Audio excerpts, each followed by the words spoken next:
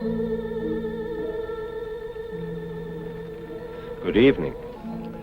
Tonight, I'm going to tell you another strange and unusual story of the unexplainable which lies behind the veil. Tonight's story is again based on one of those true but utterly unexplainable happenings which occur time and again from country to country and from age to age. George Bosworth was a modern man of his time in every sense of the word, and had his story occurred to another, he very probably would have been the last man in the world to believe a word of it.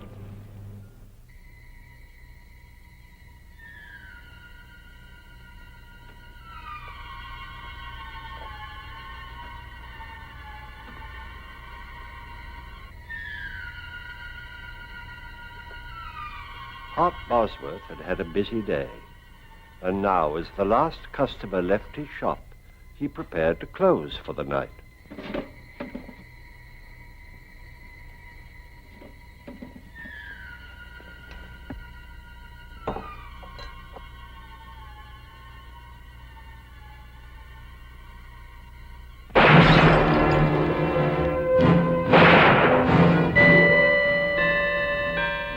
At this same moment, 150 miles at sea, George Bosworth prepared to retire, completely unaware of the incredible events which were about to occur.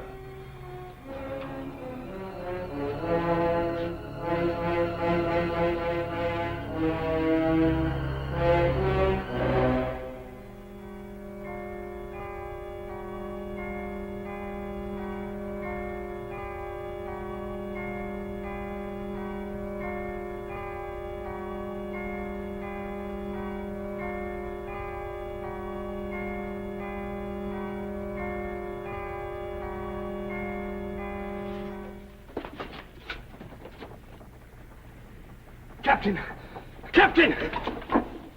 What is it, Mr. Bosworth? Captain, I've got to get back to England immediately. I'm afraid that's quite impossible, sir. Oh, please. I'm afraid something's happened. Are you ill, Mr. Bosworth? No. Well, yes, maybe. I don't know. I can't explain, Captain, but I must return at once. Mr. Bosworth, we're 150 miles from Dover, and I have a schedule to maintain. If I were to turn round and go back without good and sufficient reason, I would in all probability lose my position. But this is an emergency. There are rules and regulations covering all emergencies at sea. Perhaps if you could tell me why... Well, I think my brother is... I can't tell you, Captain. It's terribly important. I'm sorry, Mr. Bosworth, but I can let you off at Ostend. There you can make connections with another ship and be back in England by tomorrow morning. What time will we dock? We should be there within the hour. I pray God, Captain, we're not too late.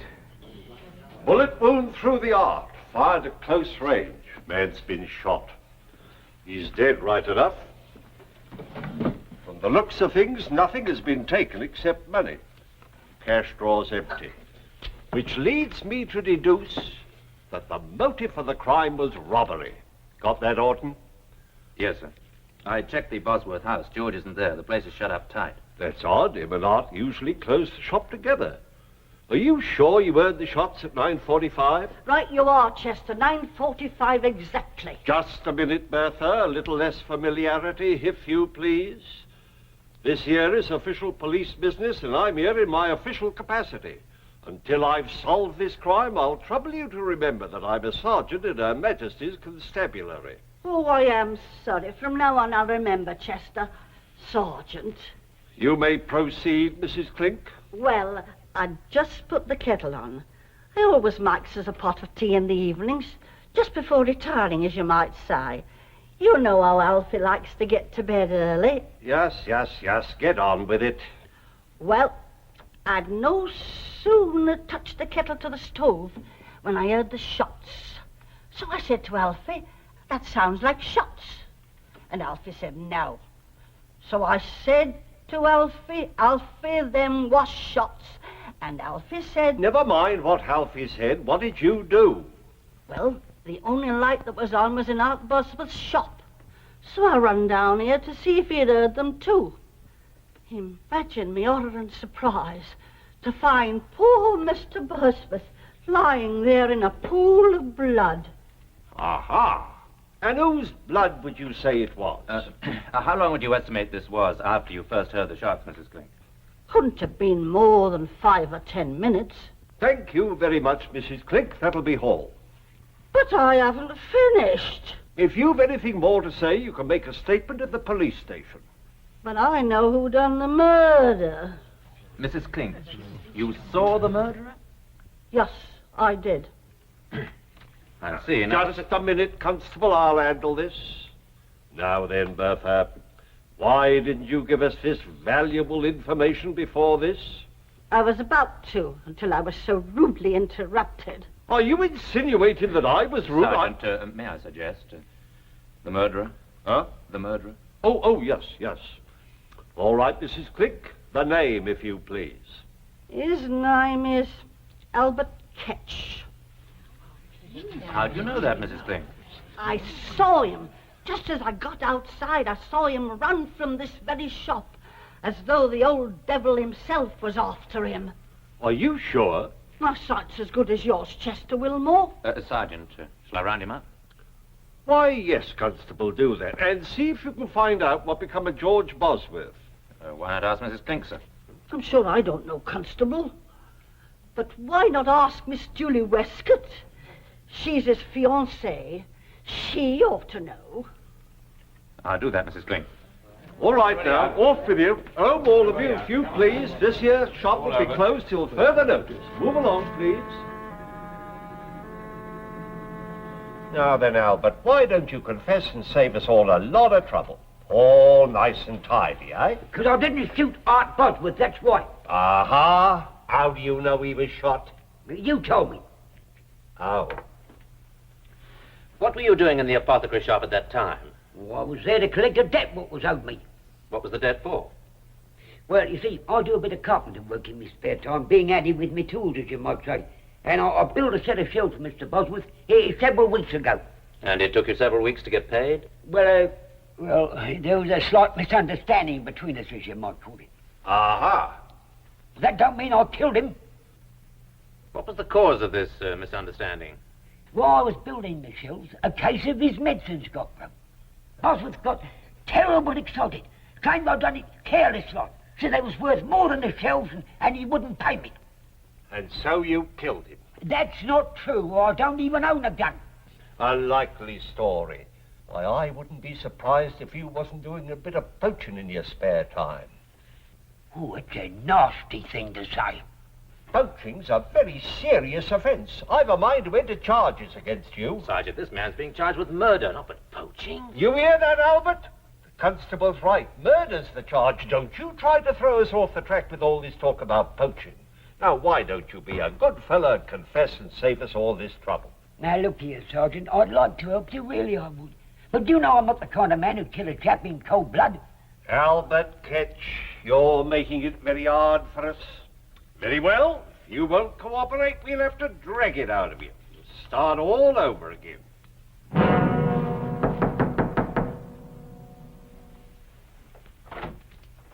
George, darling. What's happened? Come inside. Something's happened to Hart, hasn't it? Sit down. No, tell me. Yes, George, Hart is... Hart's dead. Too late. I'm too late. George, you were on your way to France. How did you get back so quickly? I had a feeling something was wrong. Who shot him? Who told you he was shot? Do they know who did it? The police have arrested Albert Ketch. Albert Ketch? But he didn't do it. Darling, I know this has been a terrible shock, but you weren't here. How do you know he didn't do it? Julie, please, take me on trust for now. Albert Ketch had nothing to do with Hart's death. Darling, you are upset. Why don't you lie down for a little while? I'll bring you some tea. No, please, I've got to convince the police that they're making a mistake. They've no reason to hold Albert. Darling, you asked me to trust you. I do. You know that. Can't you even tell me how you can be so certain? Julie, have I ever shown any signs of insanity? Of course not. Well, I haven't told you yet how I came back so quickly or why. I never even got to France. Because on the boat I had a vision. Of what? The whole thing. The whole thing? Yes. I saw the murder being committed.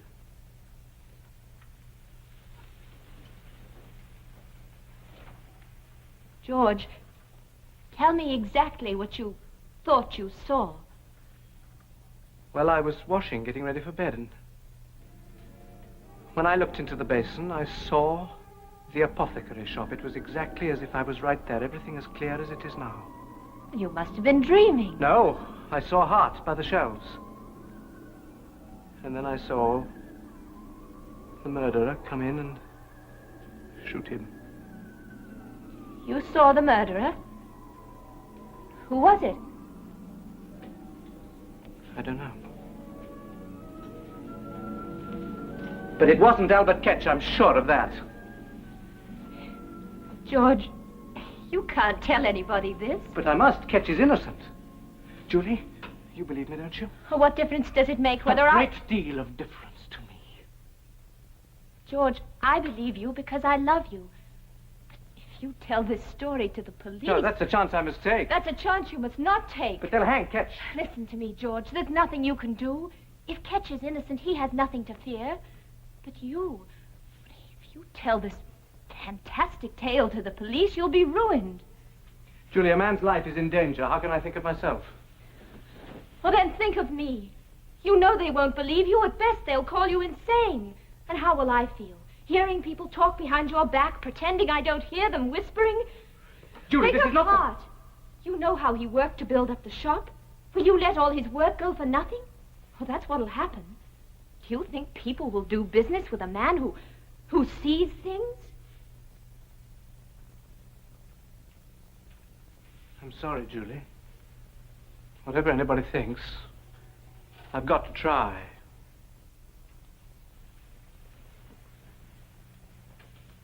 Very well, George.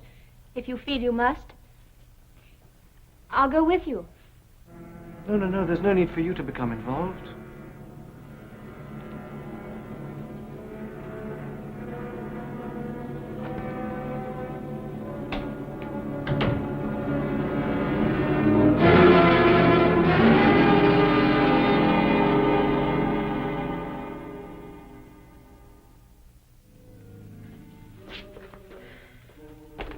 Nothing back there, sir. Oh.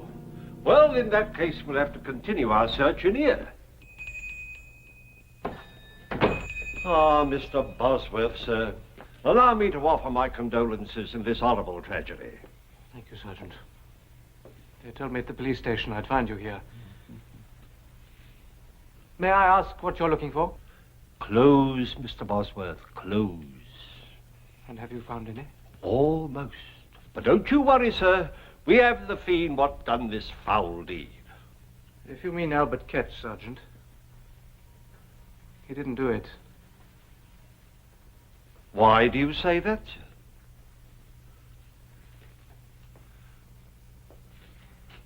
Well, I ask you again. What makes you so sure that Albert Ketch is innocent?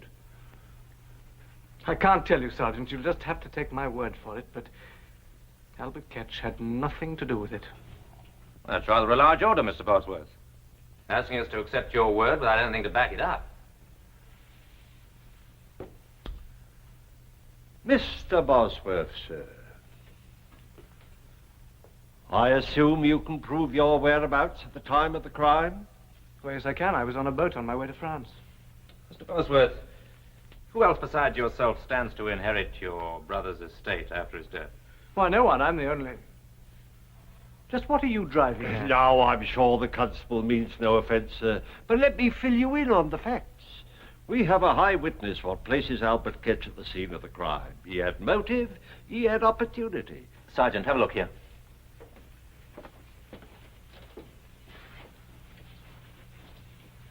Looks like an O. It's a bullet hole, I think. Have I your permission to... Help yourself, Constable. It's not a small caliber. As you say, very small. I'm sure it comes from a derringer. A derringer? Well, wouldn't that prove that Albert Ketch had nothing to do with it? Why do you say that? What would Ketch be doing with a little gun like that? Mr. Bosworth's right, sir. It's hard to accept the fact that Albert Ketch would be in possession of a derringer. Unless it was deliberately given to him by somebody. Now look here, Constable. So you refuse still to tell us why you think Albert Ketch is innocent? I can't tell you, Sergeant. I'll submit a possibility to you, Mr. Bosworth. I'll submit it's possible you needed money badly enough to want your brother out of the way. I submit that your insistence on Albert Ketch's innocence may very well be more than just a desire to see justice done. And what do you have to say to that, Mr. Bosworth? Nothing. Am I under arrest? Not as yet, but I shall have to ask you to remain within call.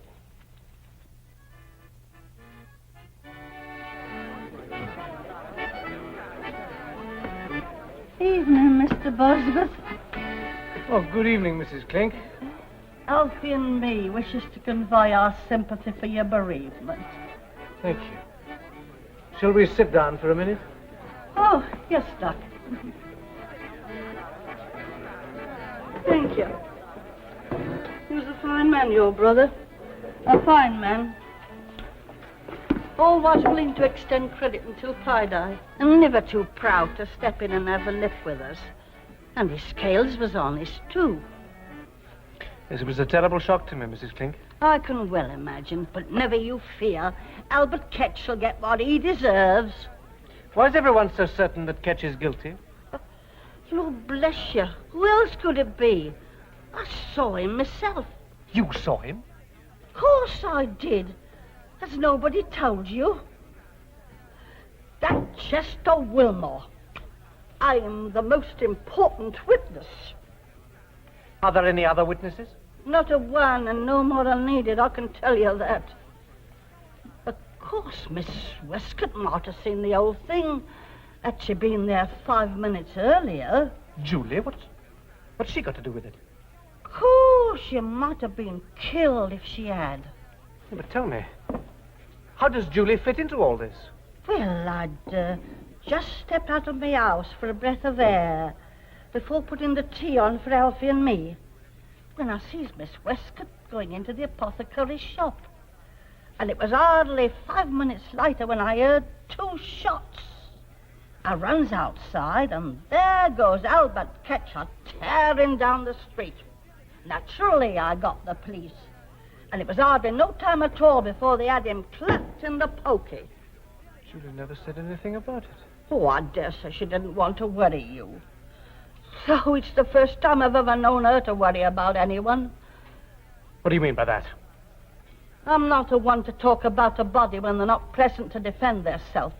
But everyone knows as how Miss Julie Westcott considers herself much better than us common folk. What are you saying, Mrs. Clink? It's truth. Ask any of the girls. They'll tell you. Her and her fine talk about position and money and station in life. But she wasn't fooling your brother none. No, sir. She wasn't pulling the wool over his eyes. Oh, you poor boy, I've upset you with me wagging tongue. Alfie always says I talk too much. But don't pay any attention to me. You better get home and get some rest. And I'll be saying good night.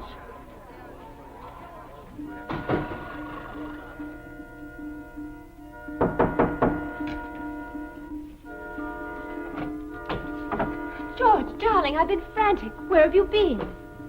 I've been walking.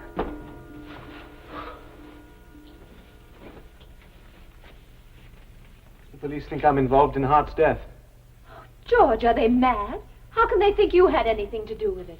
They have the murderer. No, they haven't. Ketch is no more guilty than I am.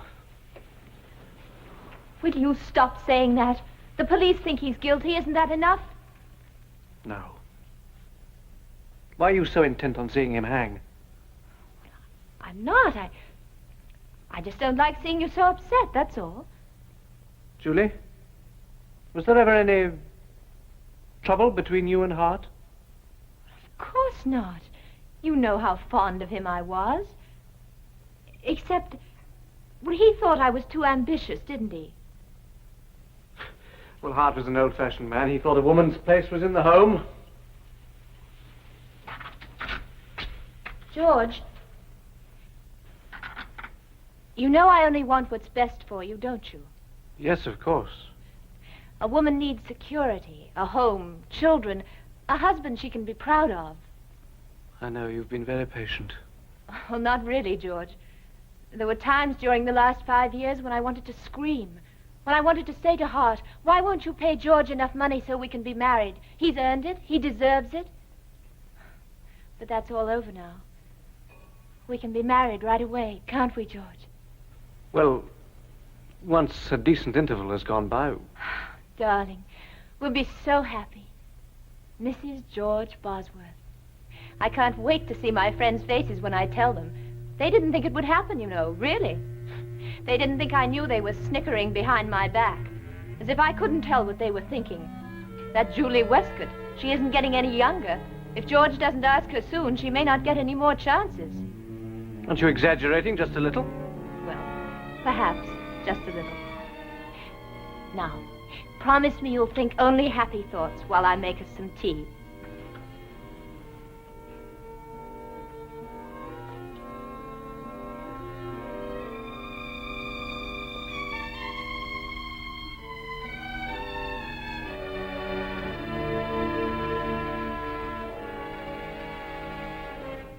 Julie?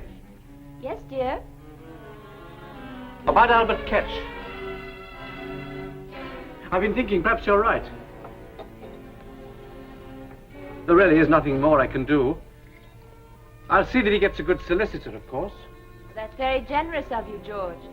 And as soon as I can, I'll put the shop up for sale. And then we'll be married and we'll move to somewhere... What's the matter? What did you say? We'll be married as soon as I can sell the shop. You can't sell it. Why not? Oh, I know how you feel, but I can't stay here where everything reminds me of Hart. You don't know how I feel. Julie, what's the matter with you? Weren't you listening to me? We live here. Our friends are here. You're an important member of the community, and I'll be your wife, George. They'll respect us. As long as we're together, what does it matter where we live? I won't have it. The shop is doing well here. We have money and position. Do you think I want to start again at the bottom? Not knowing anybody, not being anybody? I forbid it. Julie, you're losing your perspective. I welcome your help, but I must make my own decisions. Welcome my help? Well, that's funny, George. Without me, there'd be no decision for you to make. What are you saying? You've had 5 years to make a decision, but your precious brother stood in the way. Well, I made it for you. He's gone, and I won't let you throw away everything I've worked for. George, listen. I did it. For you, for both of us. How could you? Julie! I wanted you. I needed you. Hart stood between us, and I couldn't bear it any longer. But it's all over now, George. He's gone. There's just the two of us. And we'll be happy, George. You'll see. George, don't leave me. Please. I'm going to find Sergeant Wilmore. George! George!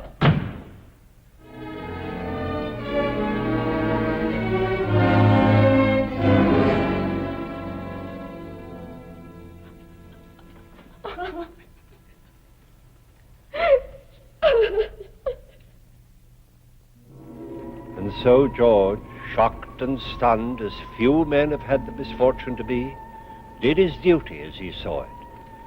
Bereft of brother, fiancé, he still had a life before him.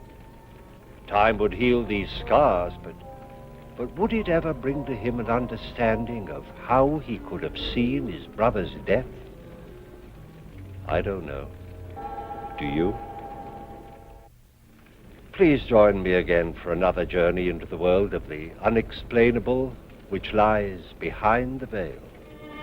Good night.